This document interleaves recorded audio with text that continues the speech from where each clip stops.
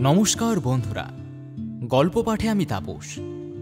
আমি আজ আপনাদেরকে পড়ে শোনাব বিভূতিভূষণ বন্দ্যোপাধ্যায়ের লেখা উপেক্ষিতা। তো চলুন আজকের এই গল্পটা শুরু করা যাক।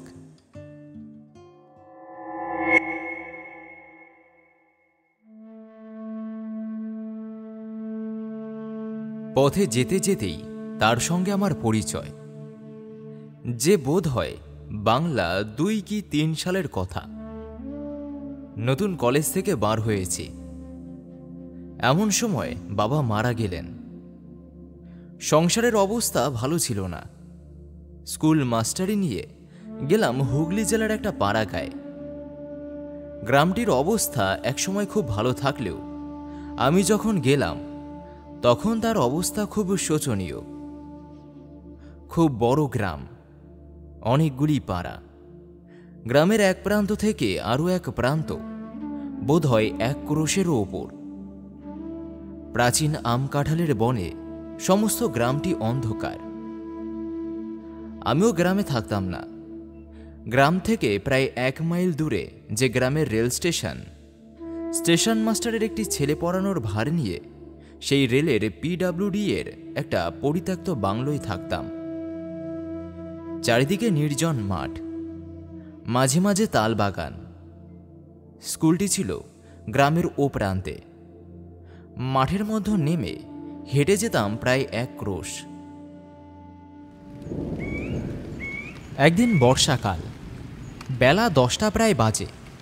স্কুলে যাচ্ছি। সোজা রাস্তা দিয়ে না গিয়ে একটু শিগগিরই যাবার জন্য পাড়ার ভেতর দিয়ে একটা রাস্তা নেমে গিয়েছে, সেইটে দিয়েই যাচ্ছি। সমস্ত পথটা বড় বড় আম কাঁঠালের ছায়ায় ভরা। একটু আগে খুব এক পশলা বৃষ্টি হয়ে গিয়েছিল। আকাশ মেঘে আচ্ছন্ন ছিল। গাছের ডাল থেকে টুপ টুপ করে বৃষ্টির জল ঝরে পড়ছিল। একটা জীর্ণ ভাঙা ঘাটওয়ালা প্রাচীন পুকুরের ধার দিয়ে রাস্তা। সেই রাস্তা বেয়ে যাচ্ছি। সেই সময় কে একটি স্ত্রীলোক, খুব টকটকে রংটা, হাতে বালা অনন্ত, পরনে চওড়া লাল পাড় শাড়ি, বয়স ২৪-২৫ হবে। পাশের একটা সরু রাস্তা দিয়ে ঘোড়া নিয়ে উঠলেন আমার সামনের রাস্তায়। বোধহয় পুকুরে যাচ্ছিলেন জল আনবার জন্য। আমায় দেখে ঘোমটা টেনে পথের পাশে দাঁড়ালেন। আমি পাশ কাটিয়ে জোরে চলে গেলাম। আমার এখন স্বীকার করতে লজ্জা হয়, কিন্তু তখন আমি ইউনিভার্সিটির সদ্যপ্রসূত গ্র্যাজুয়েট। বয়স সবে ২০, অবিবাহিত। সংস্কৃত কাব্য সাহিত্যের পাতায় পাতায় যেসব তালিকা, মঞ্জুলিকা, বাসন্তী, উজ্জয়িনী বাঁশিনী, অঘুরবাঁশ, মোদিত, কেশা, তরুণী, অভিসারিকার দল, তারা আর তাদের সঙ্গে ইংরেজি কাব্যের কত এলথিয়া, কত জেনেভিয়া, থিওসিবিয়া, তাদের নীল নয়ন আর তুষার ধবল কোমল বহু বল্লী নিয়ে আমার তরুণ মনের মধ্যে রাত দিন একটা সুমিষ্ট কল্লোলোকের সৃষ্টি করে রেখেছিল। তাই সেদিন সেই সুশ্রী তরুণীর রূপ, তার বালা অনন্ত পরা অনাবৃত্ত হাত দুটির সুঠাম সৌন্দর্য, আর সকলের ওপর তার পরনের শাড়ি দ্বারা নির্দিষ্ট তার সমস্ত দেহের একটা মহিমায়িত সীমারেখা আমাকে মুগ্ধ এবং অভিভূত করে ফেলল। আমার মনের ভিতর এক প্রকারের নতুন অনুভূতি, আমার বুকের রক্তের তালে তালে সেদিন একটা নতুন স্পন্দন আমার কাছে বড় স্পষ্ট হয়ে উঠল। বিকালবেলা রেল লাইনের ধারে মাঠে গিয়ে চুপ করে বসে রইলাম। তালবাগানের মাথার উপর সূর্য অস্ত যাচ্ছিল। বেগুনি রঙের মেঘগুলো দেখতে দেখতে ক্রমে ধূসর, পরেই আবার কালো হয়ে উঠতে লাগল। আকাশের অনেকটা জুড়ে মেঘগুলো দেখতে হয়েছিল যেন একটা আদিম যুগের জগতের উপরিভাগের বিস্তীর্ণ মহাসাগর। বেশ কল্পনা করে নেওয়া যাচ্ছিল। সেই সমুদ্রের চারিপাশে একটা গূঢ় রহস্য ভরা অজ্ঞাত মহাদেশ, যার অন্ধকারময় বিশাল অরণ্যনীর মধ্য প্রাচীন যুগের লুপ্ত অতিকায় প্রাণীরা সব ঘুরে বেড়াচ্ছে। দিন কেটে গিয়ে রাত হলো। বাসায় এসে কিডস পড়তে শুরু করলাম। পড়তে পড়তে কখন ঘুমিয়ে পড়েছি।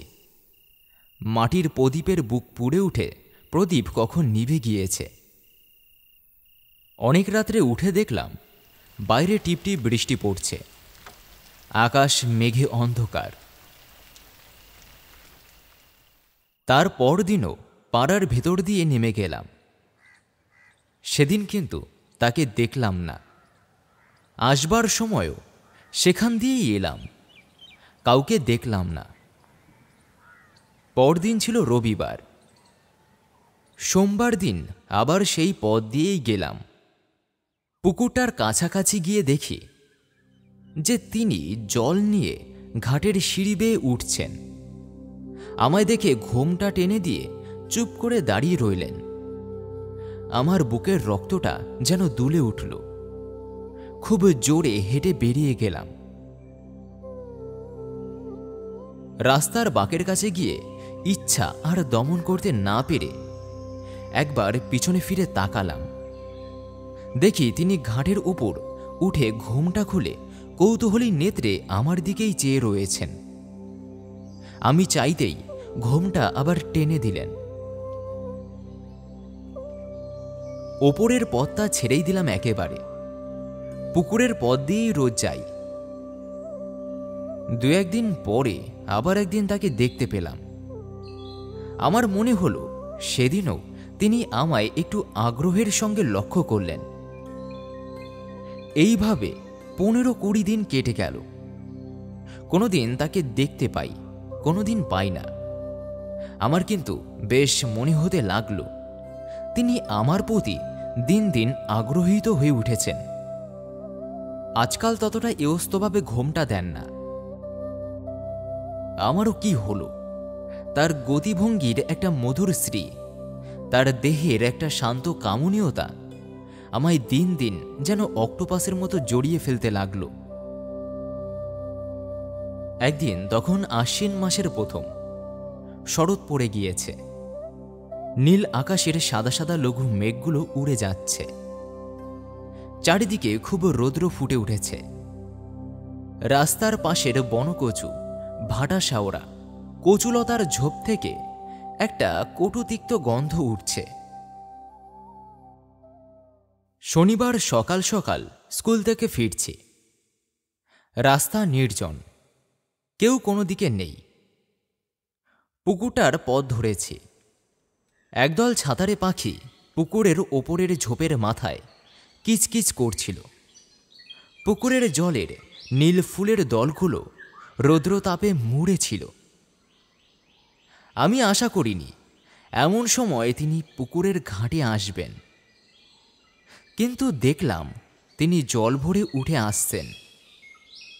এর আগে 4-5 দিন তাকে দেখিনি। হঠাৎ কি মনে হলো একটা বড় দুঃসাহসের কাজ করে বসলাম। তার কাছে গিয়ে বললাম, দেখুন, কিছু মনে করবেন না আপনি।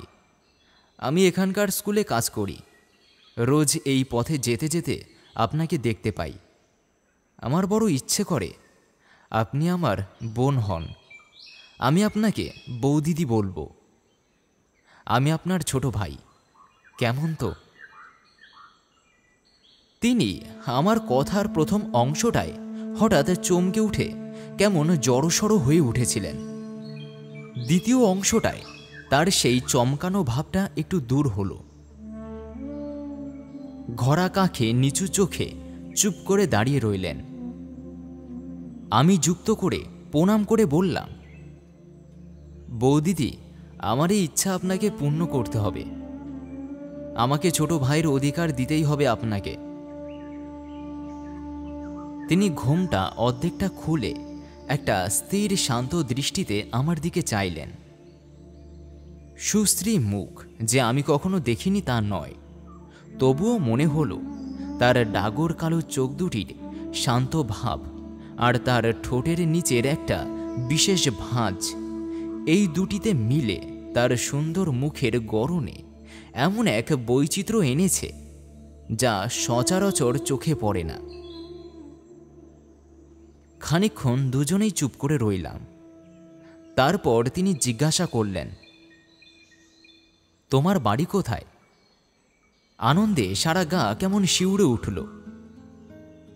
বললাম, কলকাতার কাছে 24 পরগনা জেলায়, এখানে স্টেশনে থাকি। তিনি জিজ্ঞাসা করলেন, তোমার নাম কি? নাম বললাম।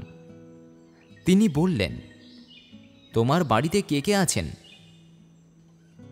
বললাম, এখন বাড়িতে শুধু মা আর দুটি ছোট ছোট ভাই আছে। বাবা এই 2 বছর হলো মারা গিয়েছেন। তিনি একটু যেন আগ্রহের সুরে বললেন, তোমার কোনো বোন নেই? আমি বললাম, না, আমার 2জন বড় বোন ছিলেন, তারা অনেকদিন মারা গিয়েছেন। বড়দিদি যখন মারা যান তখন আমি খুব ছোট। মেজদিদি 5-6 বছর মারা গিয়েছেন। আমি এই মেজদিদিকেই জানতাম। তিনি আমায় বড় ভালোবাসতেন। তিনি আমার চেয়েও 6 বছরের বড় ছিলেন। তার দৃষ্টি একটু ব্যথা কাতর হয়ে এলো। জিজ্ঞাসা করলেন, তোমার মেজদিদি থাকলে এখন তার বয়স কত হতো? বললাম, এই 26 বছর। তিনি একটু মৃদু হাসির সঙ্গে বললেন, তাই বুঝি ভাইটির আমার একজন বোন খুঁজে বেড়ানো হচ্ছে? কি মিষ্টি হাসি, কি মধুর শান্ত ভাব। মাথা নিচু করে প্রণাম করে তার পায়ের ধুলো নিয়ে বললাম, তাহলে ভাইয়ের অধিকার দিলেন তো আপনি? বৌদি, আমি জানতাম আমি পাব। আগ্রহের সঙ্গে খুঁজলে ভগবানও নাকি ধরা দেন। আমি একজন বোন অনায়াসেই পাব। আচ্ছা, এখন আসি। আপনি কিন্তু ভুলে যাবেন না বৌদি, আপনার যেন দেখা পাই। রবিবার বাদে আমি 2 বেলা এই রাস্তা দিয়েই যাব।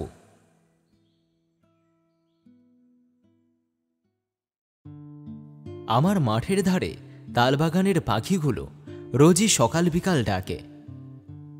একটা কি পাখি তার সুর খাত থেকে ধাপে ধাপে তুলে একেবারে 50 চড়িয়ে আনে।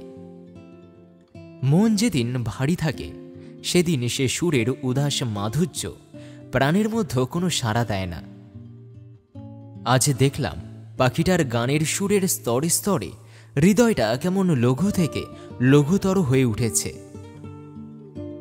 মনে হতে লাগল জীবনটা কেবল কতগুলো স্নিগ্ধ ছায়াশীতল পাখির গানে ভরা অপরাহ্নের সমষ্টি, আর পৃথিবীটা শুধু নীল আকাশের তলায় ইতস্তত বর্ধিত অযত্ন সম্ভূত তাল নারিকেলের গাছের বন দিয়ে তৈরি, যাদের ঈষৎ কম্পমান দীর্ঘ শ্যামল পত্রশিষ্য অপরাহ্নের অবসন্ন রৌদ্রে চিকচিক করছে। তার পরদিন বৌদিদির সঙ্গে দেখা হলো, ছুটির পর বিকেলবেলা। বৌদিদি যেন চাপা হাসির সুরে জিজ্ঞাসা করলেন, এই যে বিমলের বুঝি আজ খুব সকাল সকাল স্কুলে যাওয়া হয়েছিল? আমি উত্তর দিলাম, বেশ বৌদি, আমি ওবেলা তো ঠিক সময় গেলাম, আপনি তো ছিলেন না। এখন দোষটা বুঝি আমার ঘাড়ে চাপানো হচ্ছে না? আর বৌদি, ঘাটে ওবেলা আরও সব মেয়েরা ছিলেন। বৌদিদি হেসে ফেললেন, বললেন, তাই তো, ভাইটির আমার ওবেলা তো বড় বিপদ গিয়েছে তাহলে। আমার একটু লজ্জা হলো। ভালো করে জবাব দিতে না পেরে বললাম, তা নয় বৌদি, আমি এখানে অপরিচিত, পাড়ার মধ্য দিয়ে পথ, পাছে কেউ কিছু মনে করে। বৌদিদির চোখের কৌতুক দৃষ্টি তখনও যায়নি। তিনি বললেন, আমি ওবেলা ঘাটের জলেই ছিলাম বিমল। তুমি ওই চটকা গাছটার তলায় গিয়ে একবার ঘাটের দিকে চেয়ে দেখলে, আমায় তুমি দেখতে পাওনি। আমি জিজ্ঞাসা করলাম, বৌদি, আপনার বাপের বাড়ি কোথায়? বৌদিদি উত্তর দিলেন, খোলাপোতা চেনো? সেই খোলাপোতায়। আমি ইতস্তত করছি দেখে আমায় আরও একটু বিশদ সংবাদ দিয়ে বললেন, ওই যে খোলাপোতার রাস। বৌদিদির হাসি ভরা দৃষ্টি যেন একটু গর্ব মিশ্রিত হয়ে উঠল। কিন্তু বলা আবশ্যক যে খোলাপোতা বলে কোনো গ্রামের নাম এই আমি প্রথম শুনলাম। অথচ বৌদির বাপের বাড়ি যেখানে এমন রাস হয়, সেই বিশ্ববিস্তৃত খোলাপোতার ভৌগোলিক অবস্থান সম্বন্ধে আমার অজ্ঞতা পাছে তার মনে ব্যথা দেয়, এই ভয়ে বলে ফেললাম, ও সেই খোলাপোতায়। বৌদিদির কাছ থেকে সাহায্য পাবার প্রত্যাশা করেছিলাম, কিন্তু দেখলাম তিনি সে বিষয়ে নির্বিকার। তার হাসি ভরা সরল মুখখানির দিকে চেয়ে আমার করুণা হল। এ সমস্ত জটিল ভৌগোলিক তত্ত্বের মীমাংসা নিয়ে তাকে পীড়িত করতে আর আমার মন সরল না। বললাম, আচ্ছা বৌদি, আসি তাহলে। বৌদিদি তাড়াতাড়ি ঘরার মুখ থেকে কলার পাতায় মোড়া কি বার করলেন। সেইটে আমার হাতে দিয়ে বললেন, কাল চাপড়া ষষ্ঠীর জন্য ক্ষীরের পুতুল তৈরি করেছিলাম, আর গোটা কতক কলার বড়া আছে, বাসায় গিয়ে খেও। 4-5 দিন জ্বরে ভোগার পর একদিন পত্র পেয়ে স্কুলে যাচ্ছি। বৌদিদির সঙ্গে দেখা। আমায় আসতে দেখে বৌদিদি উৎসুক দৃষ্টিতে অনেক দূর থেকে আমার দিকে চেয়েছিলেন। নিকটে যেতে জিজ্ঞাসা করলেন, এ কি বিমল, এমন মুখ শুকনো কেন? বললাম, জ্বর হয়েছিল বৌদিদি। বৌদিদি উদ্বেগের সুরে বললেন, ও তাই তুমি 4-5 দিন আসনি বটে। আমি ভাবলাম বোধহয় কিসের ছুটি আছে। আহা, তাই তো, বড্ড রোগা হয়ে গিয়েছ যে বিমল। তার চোখের দৃষ্টিতে একটা সত্যিকারের ব্যথা মিশ্রিত স্নেহের আত্মপ্রকাশ বেশ বুঝতে পেরে মনের মধ্যে একটা নিবিড় আনন্দ পেলাম। হেসে বললাম, যে দেশ আপনাদের বৌদি, একবার অতিথি হলে আপ্যায়নের চোটে একেবারে অস্থির করে তুলবে। বৌদিদি জিজ্ঞাসা করলেন, আচ্ছা বিমল, ওখানে তোমায় রেঁধে দেয় কে? আমি বললাম, কি আর রাঁধবে, আমি নিজেই। বৌদি একটু চুপ করে রইলেন, তারপর বললেন, আচ্ছা বিমল, এক কাজ করো না কেন? আমি জিজ্ঞাসা করলাম, কি বৌদি? তিনি বললেন, মাকে এই পুজোর ছুটির পর নিয়ে এসো। এরকমভাবে কি করে বিদেশে কাটবে বিমল? লক্ষ্মীটি, ছুটির পর মাকে অবশ্যই করে নিয়ে এসো। এই গায়ের ভেতর অনেক বাড়ি পাওয়া যাবে, আমাদের পাড়াতেই আছে। না হলে অসুখ হলে কে একটু জল দেয়। আচ্ছা হ্যাঁ বিমল, আজ যে পথ্য করলে কে রেঁধে দিল? আমার হাসি পেল। বললাম, কি আবার দেবে বৌদি, নিজেই করলাম। তিনি আমার দিকে যেন কেমনভাবে খানিক্ষণ চেয়ে রইলেন। তার সেদিনকার সেই সহানুভূতি বিগলিত স্নেহ মাখানো মাতৃমুখের জলভরা কালো চোখ দুটি পরবর্তী জীবনে আমার অনেকদিন পর্যন্ত মনে ছিল। সেদিন স্কুল থেকে আসবার সময় দেখি বৌদিদি যেন আমার জন্যই অপেক্ষা করছেন। আমায় দেখে কলার পাতায় মোড়া কি একটা আমার হাতে দিয়ে বললেন, শরীরটা একটু না সারলে রাত্রে গিয়ে রান্না সে পেরে উঠবে না বিমল, এই খাবার দিলাম, রাত্রে খেও। বোধহয় একটু আগেই তৈরি করে এনেছিলেন, আমি হাতে বেশ গরম পেলাম। বাসায় এসে কলার পাতা খুলে দেখি খানকতক রুটি, মোহনভোগ আর মাছের একটা ডালনা মতো। তার পরদিন ছুটির পর আসবার সময়ও দেখি বৌদি খাবার হাতে দাঁড়িয়ে রয়েছেন। আমার হাতে দিয়ে বললেন, বিমল, তুমি তোমার ওখানে দুধ নাও? আমি বললাম, কেন, তাহলে দুধও খানিকটা করে দেন বুঝি?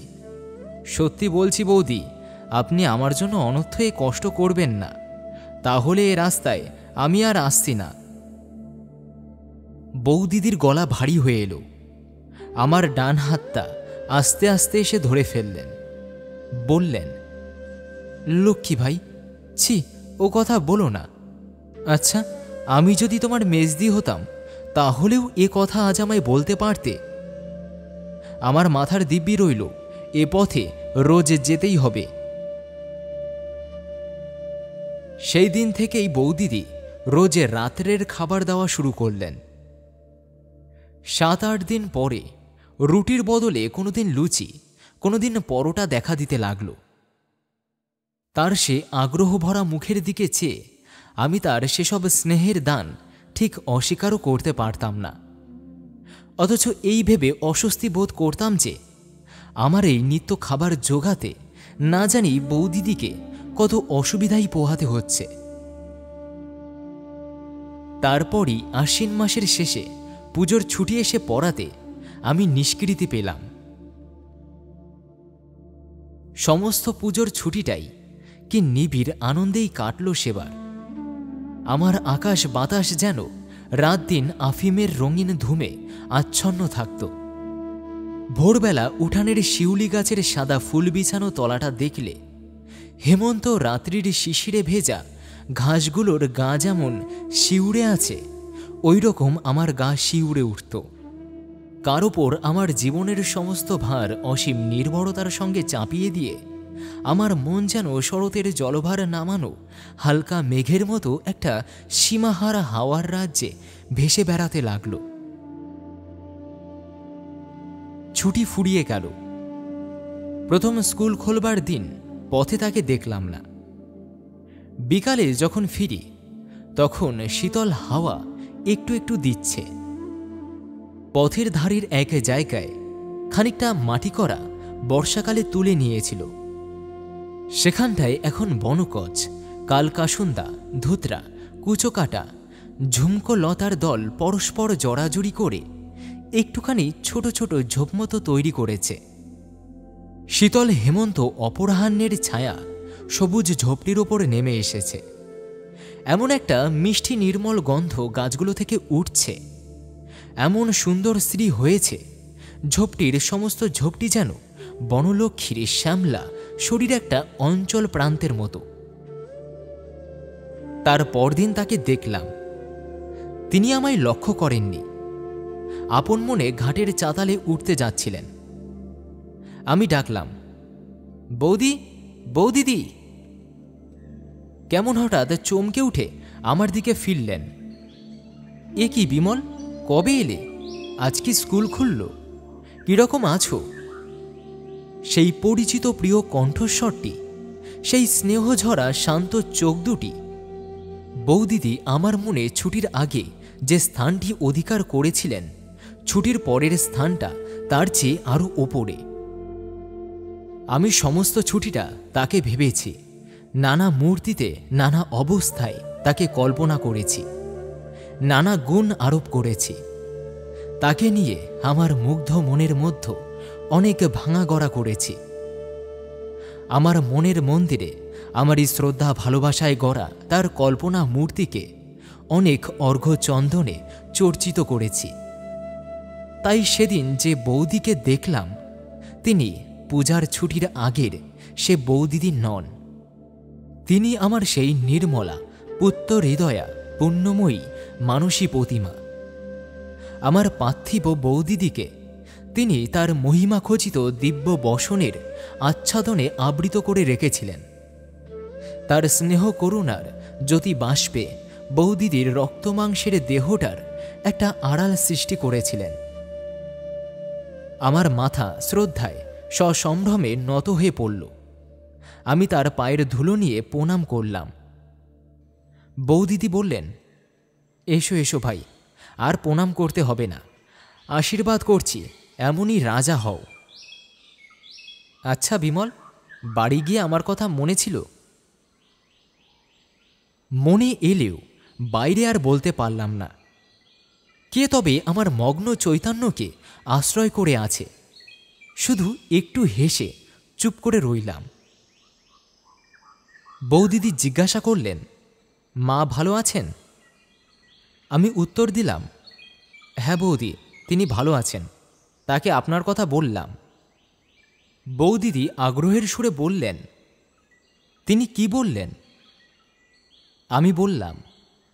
শুনে মার দুই চোখ জলে ভরে এলো। বললেন, একবার দেখাবি তাকে বিমল। আমার নলিনীর শোকবোধ হয় তাকে দেখলে অনেকটা নিবারণ হয়। বৌদিদিরও দেখলাম দুই চোখ ছলছল করে এলো।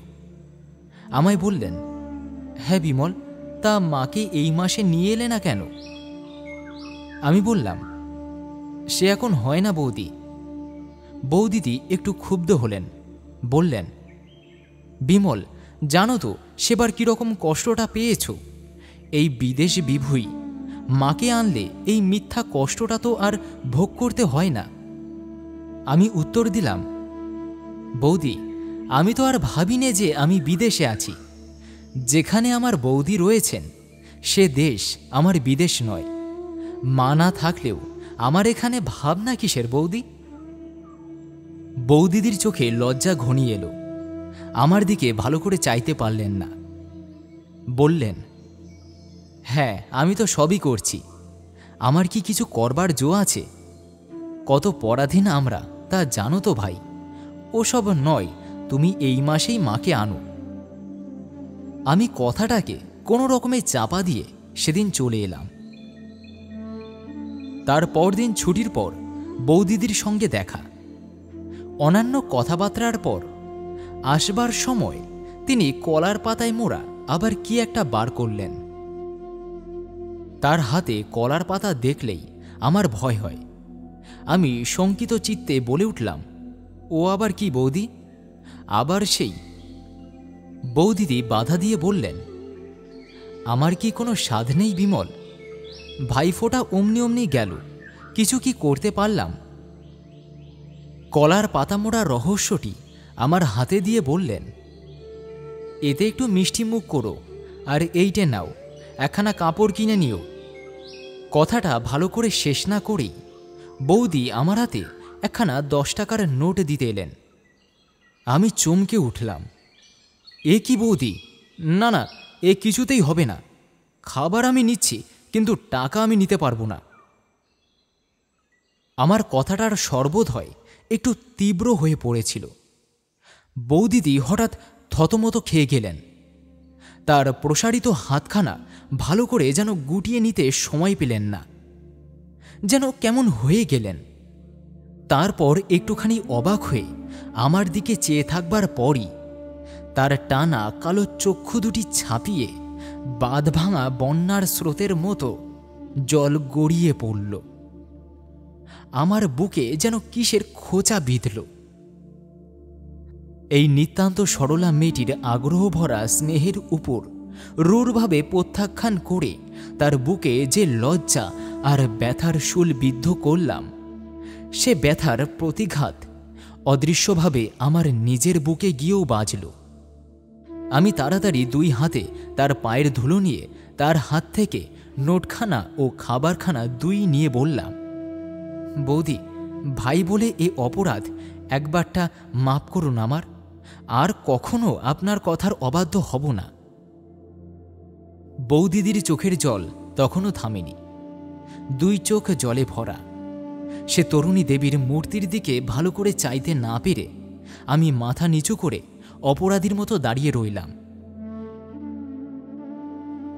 বাড়ি এসে দেখলাম কলার পাতার মধ্যে কতগুলো দুগ্ধশুভ্র চন্দ্রপুলি সুন্দর করে তৈরি।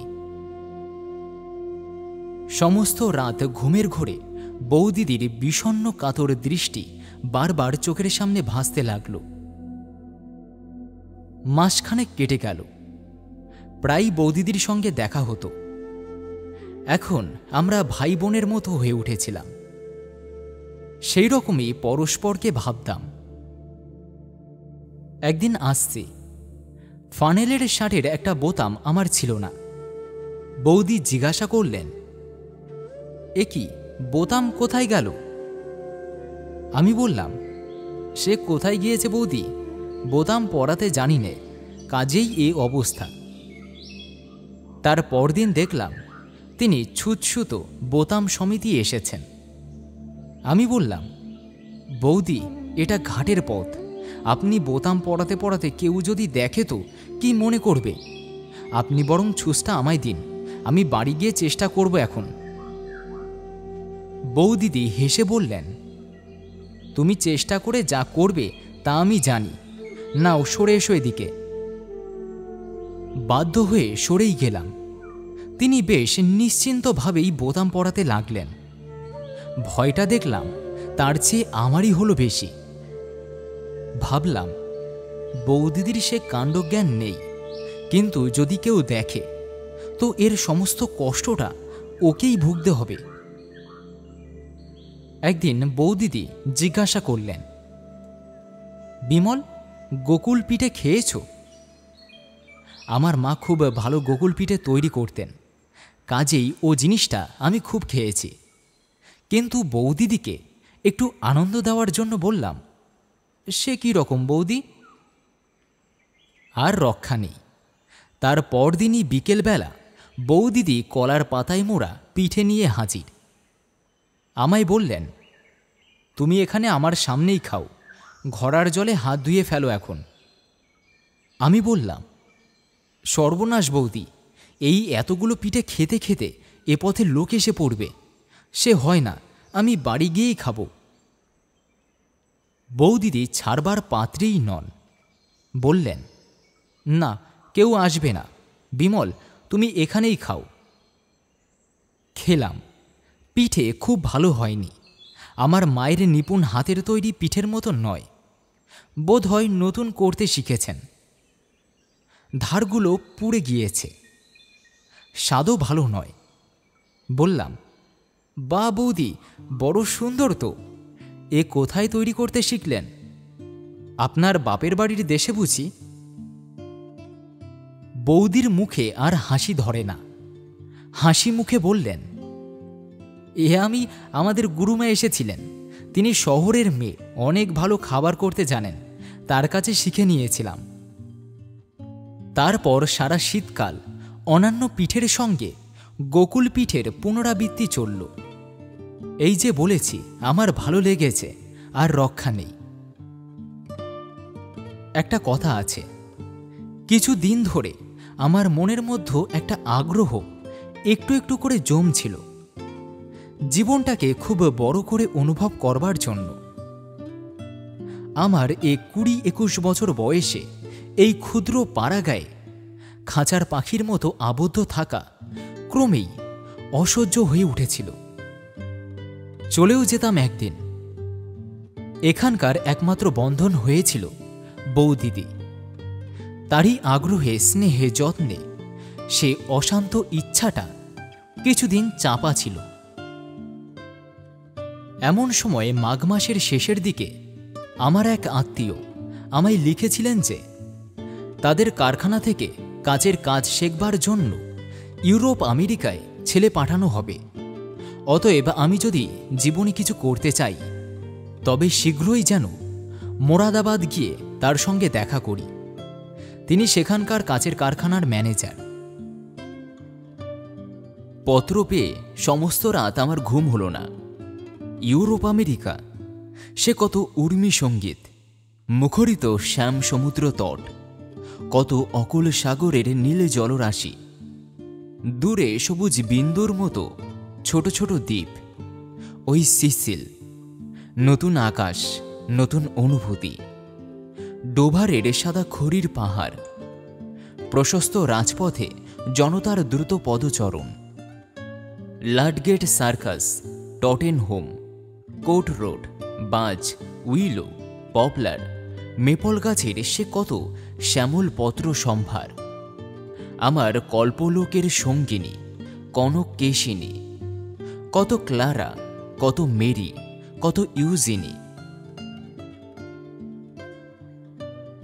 পরদিন সকালে পত্র লিখলাম, আমি খুব শীঘ্রই রওনা হব। স্কুলে সেদিন নোটিশ দিলাম, 15 দিন পরে কাজ ছেড়ে দেব। মন বড় ভালো ছিল না। উপরের পত্তা দিয়ে কয়েকদিন গেলাম।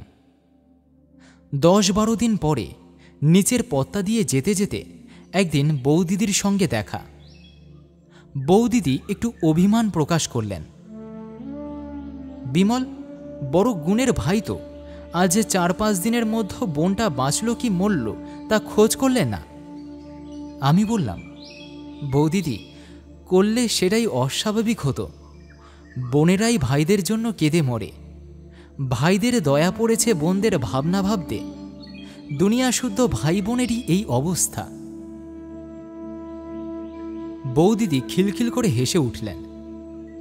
এই তরুণীর হাসিটি বালিকার মতো এমন মিষ্টি নির্মল যে এ শুধু লক্ষ্মী পূর্ণিমার রাত্রের জ্যোৎস্নার মতো উপভোগ করবার জিনিস, বর্ণনা করবার নয়। বললেন, তা জানি জানি, নাও আর গুমর করতে হবে না। সে গুণ যে তোমাদের আছে তা কি আমরা ভেতরে ভেতরে বুঝি না? কিন্তু বুঝে কি করব, উপায় নেই। হ্যাঁ, তা সত্যি সত্যি মাকে কবে আনছো? আমার কাজ ছেড়ে দেওয়ার কথা আমি বৌদিদিকে কিছু বলিনি। সে কথা বললে যে তিনি মনে অত্যন্ত আঘাত পাবেন, এ আমি বুঝতে পেরেছিলাম। একবার ভাবলাম সেই তো জানাতেই হবে, একদিন বলে ফেলি। কিন্তু অমন সরল হাসি ভরা মুখ, অমন নিশ্চিন্ত শান্তির ভাব, বলতে বড় বাঁধল। মনে মনে বললাম, তোমরা কেবল বুঝি স্নেহ ঢেলে দিতেই জানো? তোমাদের স্নেহের পাত্রদের বিদায়ের বাজনা যে বেজে উঠেছে, এই সম্বন্ধে এরকম অজ্ঞান কেন? জিজ্ঞাসা করলাম, বৌদি, একটা কথা বলি, আপনি আমায় এই অল্প দিনে এত ভালোবাসলেন কি করে? আচ্ছা, আপনারা কি ভালোবাসার পাত্রও দেখেন না? আমি কে বৌদি যে আমার জন্য এত করেন? বৌদিদির মুখ গম্ভীর হয়ে গেল। তারও এক বড় আশ্চর্য ছিল। মুখ গম্ভীর হলেই প্রায় চোখে জল আসবে, জল কেটে গেল তো আবার হাসি ফুটবে। শরতের আকাশে রোদ বৃষ্টি খেলার মতো। বললেন, এতদিন তোমায় বলিনি বিমল, আজ 5 বছর হলো আমারও ছোট ভাই আমার মায়া কাটিয়ে চলে গিয়েছে। তারও নাম ছিল বিমল। থাকলে সে তোমারই মতো হতো এতদিনে, আর তোমারই মতো দেখতে। তুমি যেদিন প্রথম এ রাস্তা দিয়ে যাও, তোমায় দেখেই আমার মনের মধ্যে সমুদ্র উতলে উঠল। সেদিন বাড়ি গিয়ে আপন মনে কত কেঁদেছিলাম। তুমি এখান দিয়ে যেতে, রোজ তোমাকে দেখতাম। যেদিন তুমি আপনা হতেই দিদি বলে ডাকলে, সেদিন থেকে আজ পর্যন্ত যে কি সুখে আছি তা বলতে পারি নে। তোমায় যত্ন করে তুমি যে বড় বোনের মতো ভালোবাসো, তাতে আমি বিমলের শোক অনেকটা ভুলেছি। ওই এক ভাই ছিল আমার। তুলসীতলায় রোজ সন্ধ্যাবেলা কত প্রণাম করি, বলি, ঠাকুর, এক বিমলকে তো পায়ে টেনে নিয়েছ, আরও এক বিমলকে যদি দিলে তো এর মঙ্গল করো, একে আমার কাছে রাখো। চোখের জলে বৌদিদির গলা আড়ষ্ট হয়ে গেল। আমি কিছু বললাম না, বলবো কি? একটু পরে বৌদিদি নিজেকে একটু সামলে নিয়ে জলভরা চোখ দুটি তুলে আমার মুখের দিকে চাইলেন। কি সুন্দর তাকে দেখাচ্ছিল। কালো চোখ দুটি ছলছল করছে, টানা ভুরু যেন আরো নেমে এসেছে। চিবুকের ভাঁজটি আরো পরিস্ফুট, যেন কোনো নিপুণ প্রতিমাকর সরু বাঁশের চাচাড়ি দিয়ে কেটে তৈরি করেছে। পথের পাশেই প্রথম ফাল্গুনের মুগ্ধ আকাশের তলায় আকর ফুলের একটা ঝোপের কাঁটাওয়ালা ডালগুলিতে থোলা থোলা সাদা ফুল ফুটেছিল। মনের ফাঁকে ফাঁকে নেশা জমিয়ে আনে, এমনই তার মিষ্টি গন্ধ। দুজনে অনেকক্ষণ কথা বলতে পারলাম না। খানিকক্ষণ পরে বৌদিদি বললেন, সেই জন্যই বলছি ভাই, মাকে আনো। আমাদের পাড়ায় চৌধুরীদের বাড়িটা পড়ে আছে, ওরা এখানে থাকে না। খুব ভালো বাড়ি, কোনো অসুবিধা হবে না। তুমি মাকে নিয়ে এসো, ওখানেই থাকো, সে তাদের পত্র লিখলেই তারা রাজি হবেন। বাড়ি তো এমনি পড়ে আছে। তোমার বোন পরাধীন, কিছু করবার তো ক্ষমতা নেই। তোমার সঙ্গে এসব দেখাশোনা, এসব লুকিয়ে বাড়ির কেউ জানে না। তুমি দুবেলা ঘাটের পথ দিয়েই যেও, দেখেই আমি শান্তি পাবো ভাই।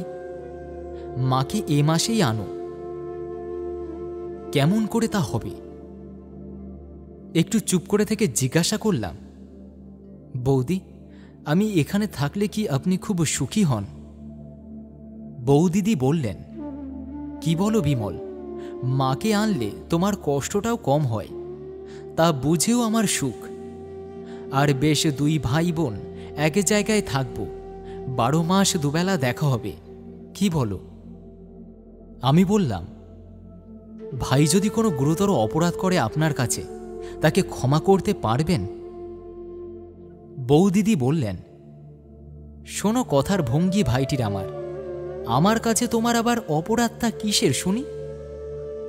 আমি জোর করে বললাম, না বৌদি, ধরুন যদি করি তাহলে? বৌদিদি আবার হেসে বললেন, না না, তা হলেও না। ছোট ভাইটির কোনো কিছুতেই অপরাধ নেই আমার কাছে, আমি যে বড় বোন। চোখে জল এসে পড়ল। আড়ষ্ট গলায় বললাম, ঠিক বৌদি, ঠিক। বৌদি অবাক হয়ে গেলেন, বললেন, বিমল, কি হয়েছে ভাই, অমন করছো কেন? মুখ ফিরিয়ে আনতে উদ্যত হলাম। বললাম, কিছু না বৌদি, অমনি বলছি। বৌদিদি বললেন, তবুও ভালো, ভাইটির আমার এখনো ছেলেমানুষই যায়নি। হ্যাঁ, ভালো কথা বিমল, তুমি ভালোবাসো বলে বাগানের কলার কাঁদি আজ কাটিয়ে রেখেছি, পাকলে একদিন ভালো করে দেব এখন। তার পরদিনই আমার নোটিশ অনুসারে স্কুলের কাজের শেষ দিন। গিয়ে শুনলাম আমার জায়গায় নতুন লোক নেওয়া ঠিক হয়ে গিয়েছে।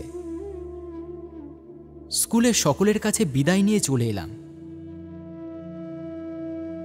শুধু একবার শেষ দেখা করবার জন্যই তার পরদিন পুকুরের ঘাটে ঠিক সময়ে গেলাম। তার দেখা পেলে যে কি বলবো তা ঠিক করে সেখানে যাইনি। সত্যি কথা সব খুলে বলতে বোধহয় পারতাম সেদিন, কিন্তু দেখা হলো না।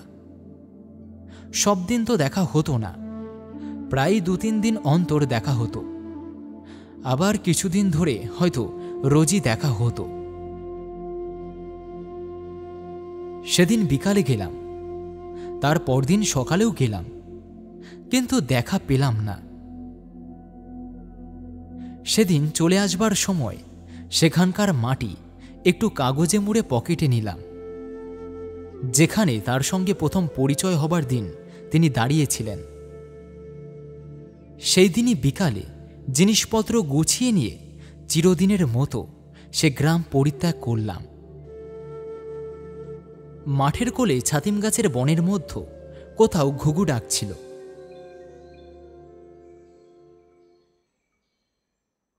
সেসব আজ 25-26 বছর আগের কথা। তারপর জীবনে কত ঘটনা ঘটে গেল। ভগবানের কি অসীম করুণার দানই আমাদের এই জীবনটুকু। উপভোগ করে দেখলাম, এ কি মধুর। কত নতুন দেশ, নতুন মুখ, কত জ্যোৎস্না রাত্রি, নতুন নব ঝোপের নতুন ফুল, কত জুঁই ফুলের মতো শুভ্র নির্মল হৃদয়, কান্না জড়ানো কত সে মধুর স্মৃতি। কাকার কাছে মোরাদাবাদে কাচের কারখানায় গেলাম। বছরখানেক পরে তারা আমায় পাঠিয়ে দিলেন জার্মানিতে কাচের কাজ শিখতে। তারপর কলয়ে গেলাম কাটা বেলোয়ারি কাচের কারখানার কাজ শেখবার জন্য। কলয়ে অনেকদিন রইলাম। সেখানে থাকতে একজন আমেরিকান যুবকের সঙ্গে খুব বন্ধুত্ব হল। তিনি ইলিনয় বিশ্ববিদ্যালয়ের গ্র্যাজুয়েট। শিকাগো ইন্টারওয়াশন কাগজের তিনি ফ্রান্স দেশস্থ সংবাদদাতা। কলওয়ে সবসময় না থাকলেও তিনি প্রায় ওখানে আসতেন। তারই পরামর্শে তার সঙ্গে আমেরিকায় গেলাম। তার সাহায্যে 2-3টে বড় বড় কাচের কারখানার কাজ দেখবার সুযোগ পেলাম। পিটসবার্গে কর্নেগিরির ওখানে প্রায় 6 মাস রইলাম। নতুন ধরনের ব্লাস্ট ফার্নেসের কাজ ভালো করে বোঝার জন্য মিডল ওয়েস্টের একটা কাচের কারখানায় প্রভাত দে কি বসু বলে একজন বাঙালি যুবকের সঙ্গে দেখা হলো। তারও বাড়ি 24 পরগনা জেলায়। সে ভদ্রলোক নিঃসম্বলে জাপান থেকে আমেরিকায় গিয়ে মহা হাবুডুবু খাচ্ছিলেন। তারই মুখে শুনলাম সিয়াটলে একটা নতুন কাচের কারখানা খোলা হচ্ছে। আমি জাপান দিয়ে আসব স্থির করেছিলাম। কাজেই আসবার সময় সিয়াটলে গেলাম। তারপর জাপান ঘুরে দেশে এলাম। মা ইতিমধ্যে মারা গিয়েছিলেন। ভাই দুটোকে নিয়ে গেলাম মোরাদাবাদে। বেশি দিন ওখানে থাকতে হলো না। বোম্বেতে বিয়ে করেছি। আমার শ্বশুর এখানে ডাক্তারি করতেন। সেই থেকে বোম্বে অঞ্চলেরই অধিবাসী হয়ে পড়েছি। বহুদিন বাংলাদেশে যাইনি, প্রায় 16-17 বছর হল। বাংলাদেশের জলমাটি গাছপালার জন্য মনটা তৃষার্ত আছে। তাই আজ সন্ধ্যার সময় সমুদ্রের ধারে বসে আমার সবুজ শাড়ি পরা বাংলা মায়ের কথাই ভাবছিলাম। রাজাবাই টাওয়ারের মাথার ওপর এখনো একটু একটু রোদ আছে। বন্দরের নীল জলে মেসাজেরি মরিতি মদের একখানা জাহাজ দাঁড়িয়ে দাঁড়িয়ে ধোঁয়া ছাড়ছে। এখানা এখনই ছেড়ে যাবে। বাঁধারে খুব দূরে এলিফ্যান্ট নীল সীমারেখা। ভাবতে ভাবতে প্রথম যৌবনের একটা বিস্মৃতপ্রায় ঝাপসা ছবি বড় স্পষ্ট হয়ে মনে এলো। 25 বছর পূর্বের এমনই এক সন্ধ্যায় দূর বাংলাদেশের এক নিভৃত পল্লী গ্রামের জীর্ণ শান বাঁধানো পুকুরের ঘাট বেয়ে উঠছে আর্দ্র বসনা তরুণী এক পল্লীবধূ। মাটির পথের বুকে বুকে লক্ষ্মীর চরণচিত্তের মতো তার জলসিক্ত পা দুখানির রেখা আঁকা। আধার সন্ধ্যায় তার পথের ধারের বেণুকুঞ্জে লক্ষ্মী প্যাঁচা ডাকছে। তার স্নেহভরা পবিত্র বুকখানি বাইরের জগৎ সম্বন্ধে নিশ্চিন্ত অনিশ্চয়তায় ভরা। আমকাঁঠালের বনের মাথার ওপরকার নীল আকাশে 2-1টা নক্ষত্র উঠে সরলা স্নেহ দুর্বলা বধূটির ওপর সস্নেহে কৃপাদৃষ্টিতে চেয়ে আছে। তারপর এক শান্ত আঙিনায় তুলসী মঞ্চমূলে স্নেহাস্পর্শদের মঙ্গল প্রার্থিনী। সে কোন প্রণাম নীরতা, মাতৃমূর্তি, করুণামাখা অশ্রু ছলছল। ওগো লক্ষ্মী, ওগো স্নেহময়ী পল্লীবধূ, তুমি আজও কি আছো? এই সুদীর্ঘ 25 বছর পরে আজও তুমি কি সেই পুকুরের ভাঙা ঘাটে সেই রকম জলান্তে যাও? আজ সে কত কালের কথা হলো। তারপর জীবনে আবার কত কি দেখলাম, আবার কত কি পেলাম। আজ কতদিন পরে আবার তোমার কথা মনে পড়ল। তোমায় আবার দেখতে বড় ইচ্ছে করছে দিদিমণি। তুমি আজও কি আছো? মনে আসছে অনেক দূরের যেন কোনো খড়ের ঘর, মিটমিটে মাটির প্রদীপের আলো, মৌন সন্ধ্যা, নীরব ব্যথার অশ্রু, শান্ত সৌন্দর্য, স্নেহমাখা রাঙা শাড়ির আঁচল। আবার সমুদ্রের জলে এমন করুণ সূর্যাস্ত কখনো হয়নি। আজকের গল্প এখানেই শেষ হলো। আশা করি গল্পটা আপনাদের ভালো লেগেছে। যদি ভালো লেগে থাকে তাহলে অবশ্যই একটা লাইক করবেন, আর মতামত জানাতে অবশ্যই কমেন্ট করবেন। আর এরকম নতুন নতুন গল্প শুনতে অবশ্যই চ্যানেলটিকে সাবস্ক্রাইব করে রাখবেন, আর বেল আইকনে ক্লিক করতে ভুলবেন না, যাতে নতুন নতুন গল্পের নোটিফিকেশন সবার আগে আপনার কাছে পৌঁছে যায়। তাহলে দেখা হচ্ছে আবার কোনো নতুন গল্পে। ততদিন ভালো থাকবেন।